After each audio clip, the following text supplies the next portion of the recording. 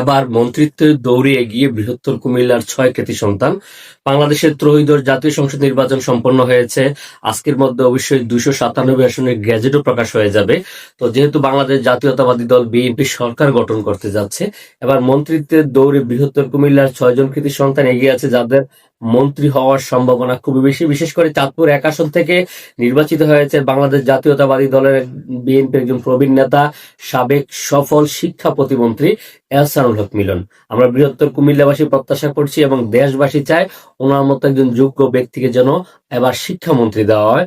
আমরা আশা করছি এহসানুল হক মিলন আবার শিক্ষামন্ত্রী হবেন।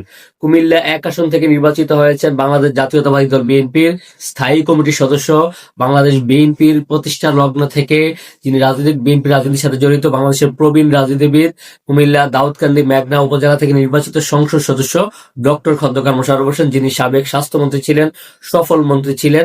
এবার মন্ত্রিত্বের দৌড়ে উনি এগিয়ে আছেন। আমরা প্রত্যাশা করছি ডক্টর খন্দকার মোশাররফ হোসেন এবার মন্ত্রী হবেন। কুমিল্লা ৩ আসন থেকে যে নির্বাচিত হয়েছেন শাহ মুফাজ্জল হোসেন কাইকুবাদ দাদাভাই, উনি বারবার নির্বাচিত সংসদ সদস্য, উনি একটা সময় ধর্মমন্ত্রী ছিলেন। আমরা কুমিল্লাবাসী নয়, পুরো দেশবাসী ওনাকে নিয়ে প্রত্যাশা করছে এবার শাহ মুফাজ্জল হোসেন কাইকুবাদকে মন্ত্রী করা হবে। তার পাশের যে আসনটি ছিল ব্রাহ্মণবাড়িয়া ৬ আসন বাঞ্ছারামপুর উপজেলা থেকে নির্বাচিত হয়েছেন গণসংগীতের নেতা জুনায়েদ সাকি। এবার জুনায়েদ সাকিও মন্ত্রিত্বের দৌড়ে রয়েছেন টিকে।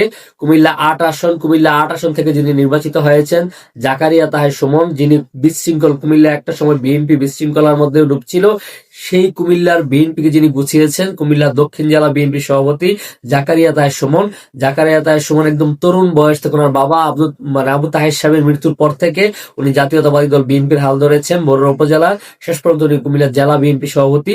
তো জাকারিয়া তাহের সুমনেরও সম্ভাবনা রয়েছে আবার মন্ত্রী হওয়ার। এছাড়া কুমিল্লার সদর আসন এবং কুমিল্লার যে লাকসাম লাঙ্গলকোট, কুমিল্লা লাকসাম মনিরগঞ্জ, দুইটি আসনে বিএনপিকে নির্বাচিত করার পেছনে যিনি মুখ্য ভূমিকা পালন করেছে, কুমিল্লার বিএনপির যে গ্রুপ মিটিয়েছেন হাজী আমিন রশিদ ইয়াসিন, যিনি বিএনপির চেয়ারপারসন উপদেষ্টা।